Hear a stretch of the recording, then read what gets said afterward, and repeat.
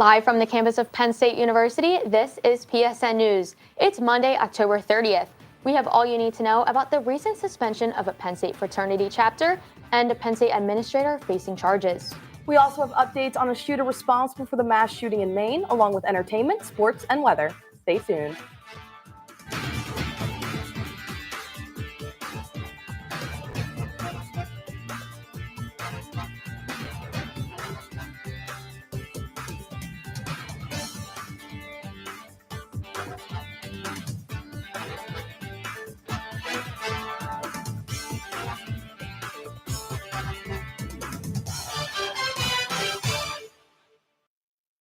Thanks for joining us tonight. I'm Carly Knowlton. And I'm Morgan Suppes. The Penn State chapter of the Pi Kappa Sigma fraternity, more commonly known as Skulls, has been suspended for at least 4 years for widespread and pervasive hazing behavior.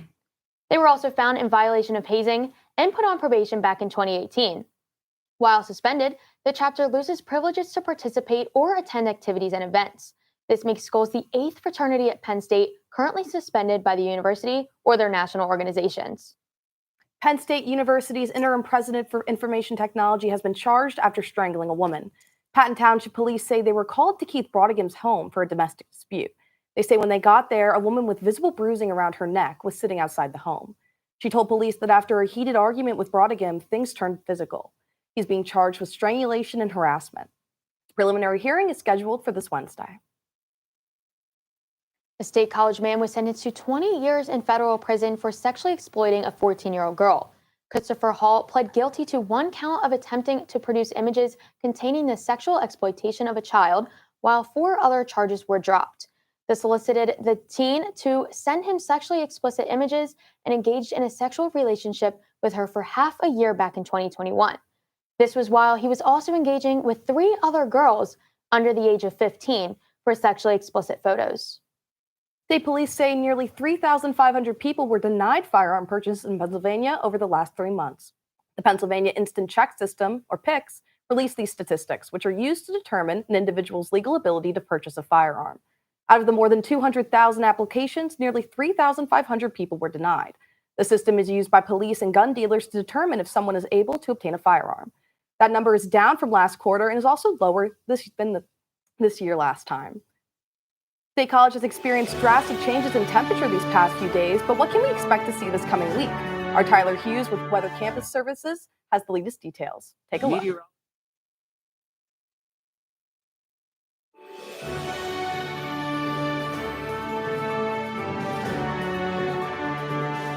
From the students of the Department of Meteorology and Atmospheric Science, here is your Penn State Campus Weather Service forecast. It was another rainy day in State College today. I'm Tyler Hughes with your PSN forecast, and take a look at our time lapse over Beaver Stadium. You can see the raindrops slowly fade as the day went on, and we managed to get even a few peaks of sun in some locations as these clouds continued to roll through in the afternoon hours. And in your weather headlines, it's going to clear out tonight, and that'll actually allow for things to cool down quite a bit. As a matter of fact, a freeze warning in effect for Center County, frost advisories in effect for much of the state as well for this evening. The next few days look to be clearing out, but that will cool things down as well. High pressure remaining in control through the end of the week. And the first flakes for some. We could see some flurries in the region on Wednesday morning, and we'll time that out for you here in a second. High temperatures today. Now, most of these were from actually earlier this morning before the cold front passed through. 52 is the high in State College. We made it up to 70 in Philadelphia today as the cold front traversed itself across the state. Portions in the western part of the state had a bit more time to warm up before they felt the impact of that cold front, whereas in the central and eastern parts of the state, that front passed through a little bit earlier this morning. And we'll cool things down into the 30s and even the 20s in some locations tonight and into tomorrow morning. 29 looking to be the low in State College for tomorrow early in the morning. You can notice the clouds clear out in most locations, and that's what enables things to cool down so much. So as a matter of fact, as I mentioned, the freeze warning in effect for parts of Center County, as well as most of the western portion of Pennsylvania. Frost advisories in effect for the capital region all the way up through Lancaster and Allentown as well. So for most of us, this could be the first freeze or first frost. I know some locations in the upper tier and the Ridge and Valley regions have already had a frost, but some locations, such as here in Center County, we have not had a freeze yet so far this year, and that's why these warnings are in effect. You can see in the future weather as well, things will warm up to mid 40s for most of us on Tuesday, 50s for some of us, especially in the southern part of the state, with a few flurries and showers around. And I think early Wednesday morning, when you're waking up, or just before most of us wake up, may be the best chance for some of us to see an isolated snow flurry, especially across the western portions of the state. Do we get any accumulating snow from this? Probably not. But if you wake up a little early on Wednesday morning, you may see a few flakes falling outside your window. So things are mostly dry through the end of the week, and that's thanks to this guy, this big blue H here, high pressure, really in control through Friday, and that will cause things to calm down just a little bit in the weather department. So this evening, lows in 30s, 20s in some locations. A frost is possible once those clouds begin to clear out later on. And then tomorrow for the trick-or-treaters, it's freaky and frosty by 8 a.m. And then clouds creep in around 2, still bone-chilling by 8 p.m. Definitely, if you're heading out for trick-or-treating tomorrow, be sure to bundle up. Temperatures will be in the 30s by that time. And when we take a look at our temperatures over the next few days here, you'll see things slowly on the increase through the end of the week and into the weekend. High temperatures will climb into the 50s. And the good news in the 7-day forecast here is that there's not much in the way of major storm activity really through the weekend. You can see some clouds roll in now and then, and high temperatures are slowly on the climb, but no major rain or different types of precipitation systems through the end of the week. For PSN, I'm student meteorologist Tyler Hughes.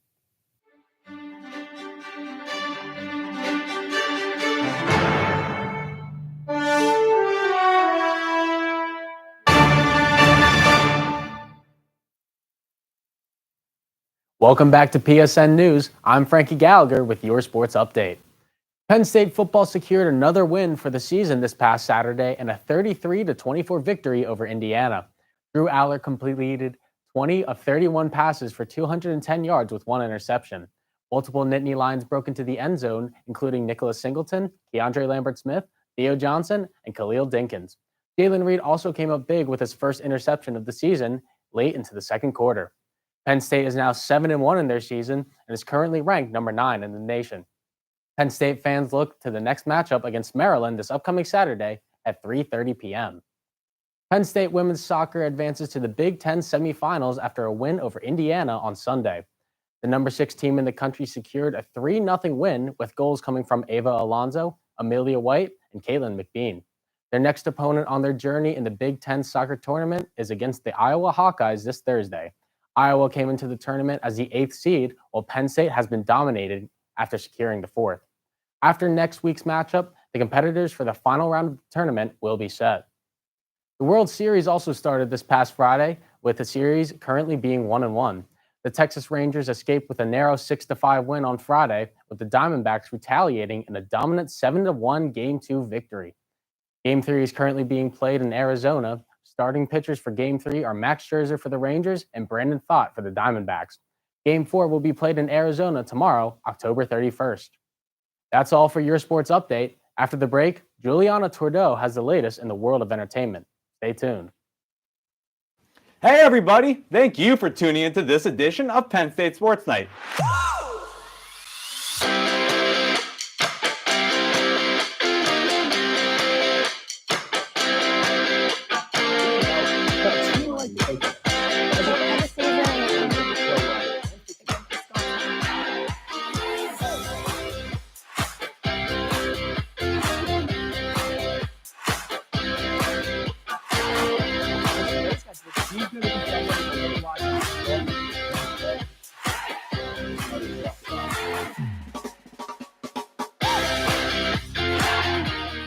For all of us here at the Belisari Media Center, we are Penn State Sports Night.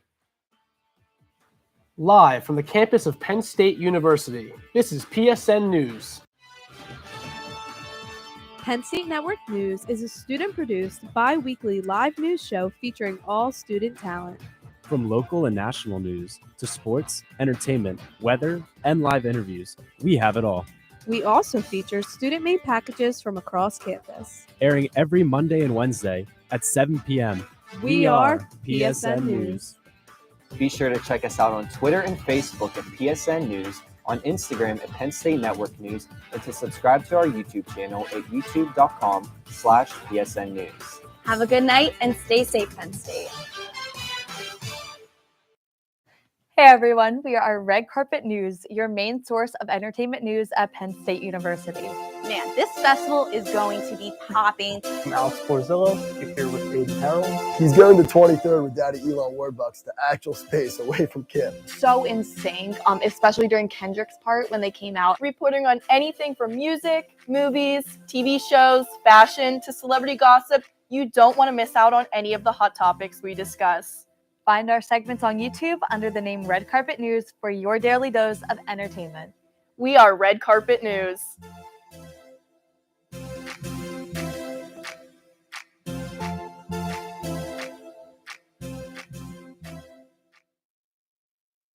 Welcome back to PSN News. I'm Juliana Tordo with your entertainment update. This Halloween, Chipotle will be offering an exclusive late-night promotion for the top 53 college-town Chipotles. State College's Heister Street location will be one of the participating restaurants. Chipotle is offering its entrees for only $6 tomorrow from 3 p.m. until midnight. This new offer can be redeemed when you order digitally as a Chipotle Rewards member with the promo code BOORITO. DJ James Kennedy will be visiting State College this Halloween. James Kennedy is best known for being on Bravo's hit reality show Vanderpump Rules. Vanderpump Rules spiked in popularity last year through the Scandival controversy. The reunion special became the most watched Bravo episode of any series in over 9 years. On Tuesday, the reality star and DJ will be performing at State College favorite Champs Downtown. They will also be holding a costume contest. You must be 21 and over to attend. Penn State's annual Thon is slowly approaching, and more fundraising events are being held on campus. Our reporter, Jordan Spagnoli, is in the studio with more details on the recent event. Jordan? Thanks, Juliana. Thon is a big part of Penn State culture. Many students find ways to get involved with the cause that helps fight pediatric cancer. I had the chance to go to the Thon 5K to see the community come together and talk to people involved. Let's check it out. We are Penn State!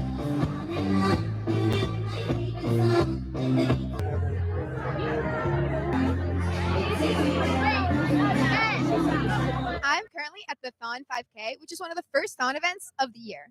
However, it's more than just a race. Participants will have the opportunity to meet 4 Diamond families and Thon volunteers, listen to live music and special guest speakers, play a bunch of different games, as well as get merch and enter to win a raffle. But like I said, it's more than just a race. It's about having fun and supporting the cause. Participants' 5K registration fee goes directly to benefit 4 Diamonds at the Penn State Children's Hospital. They use this money to help cover 100% of costs of patient care, as well as to fund critical life-saving research. Thon started in 1973, and since then, over $204 million have been raised in the fight against pediatric cancer, and they've helped over 4,800 children and families. So why did you come out and run the 5K today? I love the run. This is such a great atmosphere. I'm running this for a good cause. It's a great show, and everyone came out to support the kids, and it's just awesome being out here. I love it. This is just one of many Thon events to take place this year. Coming up in November, we have 100 Days Till Thon, which will take place in the Hub. And then in December, we have the Family Carnival, which will take place in the Multi-Sports Facility. Next year, Thon Weekend is set to take place February 16th through the 18th here in the VJC. For PSN News, I'm Jordan Spagnoli. The 5K was one way to start off the 2023-2024 Thon year. However, things are far from over. Events and fundraising will continue to happen throughout the year for the kids. Back to you, Juliana. Thanks, Jordan. This past Friday, Taylor Swift re-released her 2014 pop album titled 1989. 1989 Taylor's version consists of 16 re-recorded original tracks. This includes smash hits such as Shake It Off, Wildest Dreams, and Blank Space. In addition to this, she released 5 additional vault tracks that were written for the original album but never made the cut. On October 27th, Swift broke her own record and topped herself. She is now the most streamed artist in Spotify history at 260 million listens across her catalog in a single day. No other artist has ever reached 200 million. 1989, Taylor's Version is now Spotify's most streamed album in a single day in 2023 so far. That's all for your entertainment update. Coming up next, interview anchor Courtney Green will be speaking to Katie O'Toole, a professor here at Penn State. Stay tuned. Ready, mics? 3, 2, fade in on 2, mic and cue. This is Nittany Talk.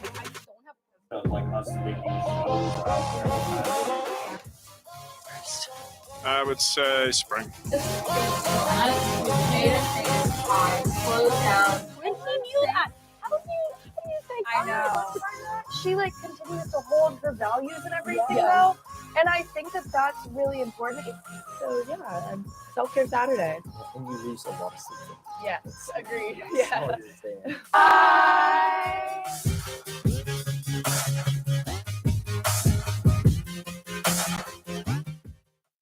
Hey everyone, welcome to Culture Central. My name is Jaden Stewart, What's good, everybody? My name is Eric Pichardo, and we are your hosts creators and executive producers of Culture Central.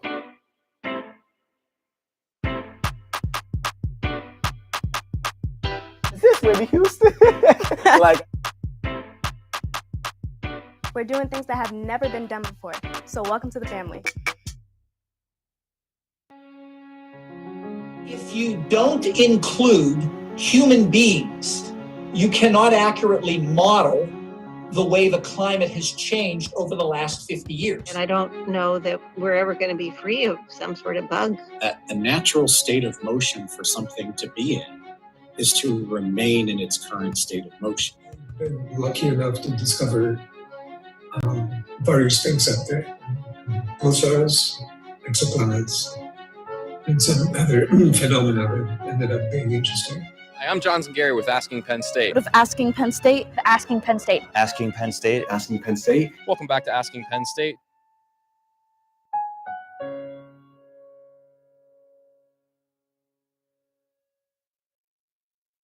Welcome back to PSN News. I'm Courtney Green, and with me tonight, I'm joined by Penn State professor Katie O'Toole. Last year, Katie received the Dean's Excellence Award for teaching and is involved with various community activities around State College, from being the past president of the Center County Historical Society to working on the Dead Center podcast. Katie is also my podcasting professor. Thank you for coming in tonight. You're How welcome. are you? That's the way to get an A. Invite me on your show. Oh my goodness. Okay, so after a successful 24-year career in Penn State Public Broadcasting, you transitioned to teaching at Penn State. What prompted your career transition, and how do you draw upon your previous experiences now that you're a teacher? Well, when I worked at Penn State Public Broadcasting, I was primarily a producer and the host and the writer of a children's current events program that was carried around the country. So it was on in 38 states, I believe. But it was one of these programs that depended on a captive audience. It was used mostly in schools by social studies teachers. And what actually happened was the television market started to change a lot, and the education market changed. And I think it was under President George W. Bush, that a No Child Left Behind Act was passed. And under that act, schools were beginning to really focus on testing and teaching a lot of STEM things, a lot of STEM subjects, and things like social studies programs that talked about current events were cut. And so we started to see a loss of viewership. And at the same time, the web was starting to shake everything up. And we started with a web version of the program, or a web supplement to the program, but it was just starting to change so much that it seemed like a time to transition and try to catch up with what was going on in media. Yeah. So okay. So I went back to school. Oh, nice. Yeah. Okay. Got my What'd you go back to PhD. school for? Yeah, I went back in, I got a master's in media studies and then a PhD in communications with an emphasis on communications history. Okay, nice. So you teach a diverse range of courses, including radio reporting, television field production, podcasting, and media history, which is what you went to school for. How do you approach teaching these different subjects, and what strategies have you found to be most effective in engaging with students? Well, I worked for so long in television and radio, so I think just a lot of the skills that I picked up over the years were able to serve me well as a teacher.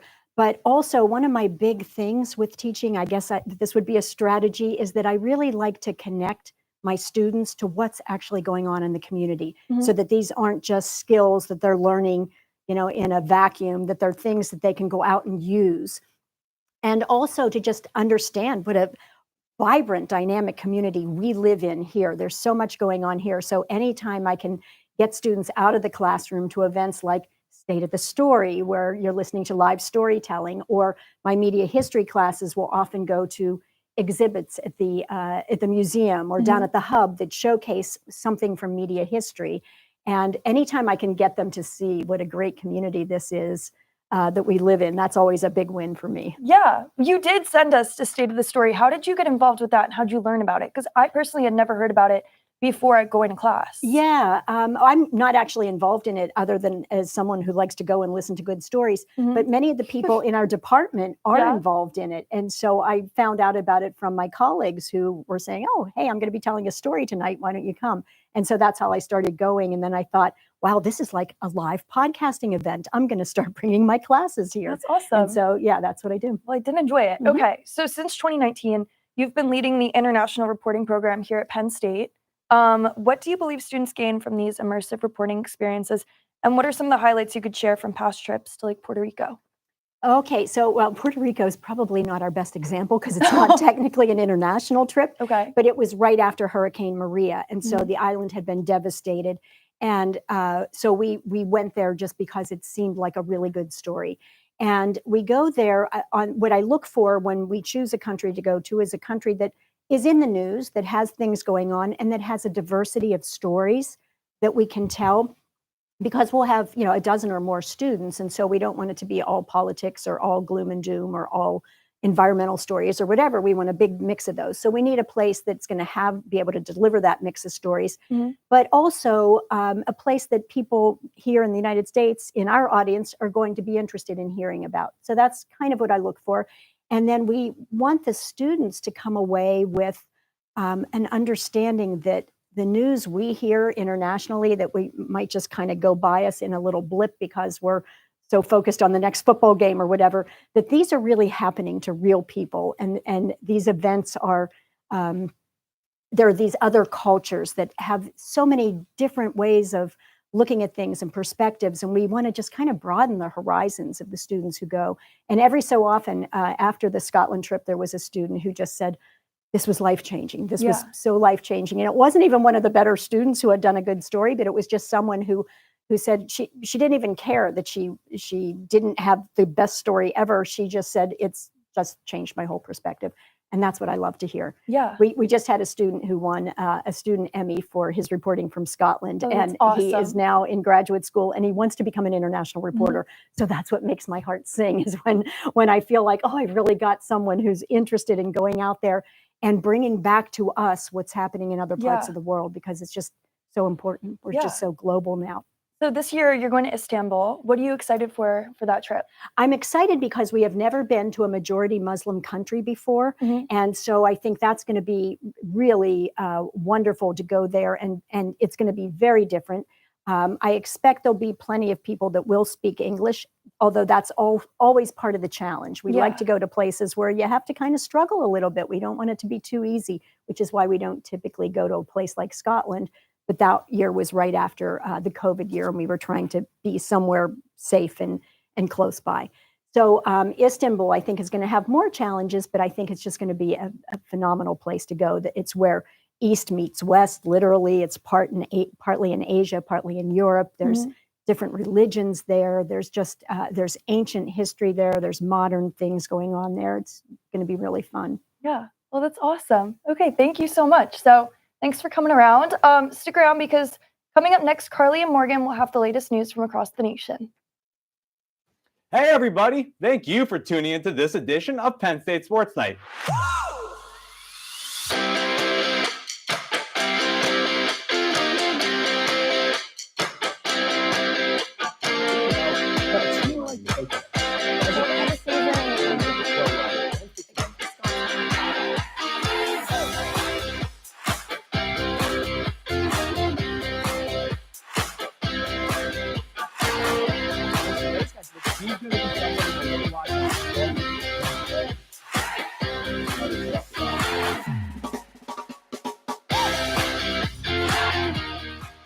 all of us here at the Belisari Media Center, we are Penn State Sports Night.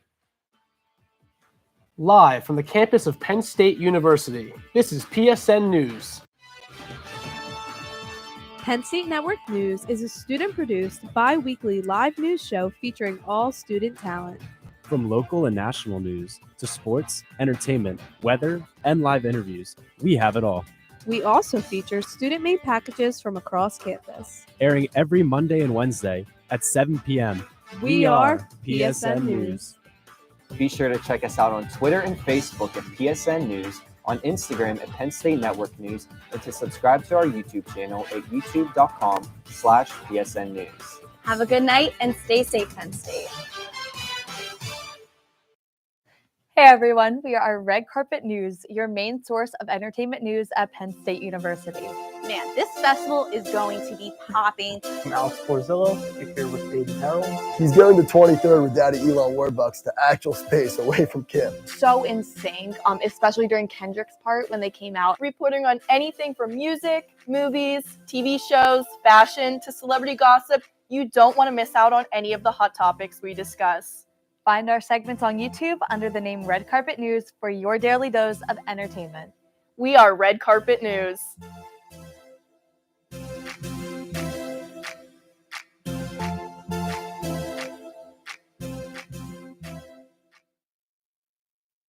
The Army reservist responsible for shooting and killing 18 people last week in Lewiston, Maine, was found dead on Friday. Robert Card was found near the Androscoggin River from a self-inflicted gunshot, about 8 miles from where the second shooting took place. Card was required to complete a mental health evaluation last summer and was committed to a mental health facility for 2 weeks. He was reportedly hearing voices and threatened to shoot up a military base. This Maine shooting was the 36th mass shooting in the U.S. this year alone. To Kentucky Governor Andy Bashar, gun policy is more than just political. After his close friend died in a mass shooting campaign trail, the proposed red flag laws would prevent people who might pose a risk to themselves or others from owning firearms. 21 states have similar laws. Florida began implementing it after the 2018 Parkland mass shooting. During a recent debate, Bashar stressed the need for the policy against his GOP opponent, Attorney General Daniel Cameron. An Idaho judge declined to dismiss a grand jury indictment against Brian Kohberger, the man allegedly is responsible for killing and stabbing 4 University of Idaho students last November. He's charged with 4 counts of murder and 1 count of burglary. Arguments over claims of jury bias, counselor misconduct, and evidence were held in a closed hearing last week due to Idaho law. Kohberger has waived his right to a speedy trial, but the date has not been set just yet. A Tennessee inmate was stabbed and killed in a courthouse while waiting to appear before a judge. Police say Dion Bird was attacked in a holding area of the Shelby County Criminal Court by a fellow inmate, Donnie Clay. The affidavit says the fight broke out after Bird spit in Clay's face after accusing him of breaking into his home. Clay then allegedly said he was going to kill Bird before then pulling a sharpened piece of metal out of his waistband and stabbing him. Police say it is unclear how Clay smuggled the weapon through the courthouse's metal detectors. Clay is now facing murder charges. That concludes our show tonight at PSN News. Be sure to check us out on Twitter and Facebook at PSN News, on Instagram at Penn State Network News, and be sure to subscribe to our YouTube channel at youtube.com/PSN News. Have a good night and stay safe, Penn State.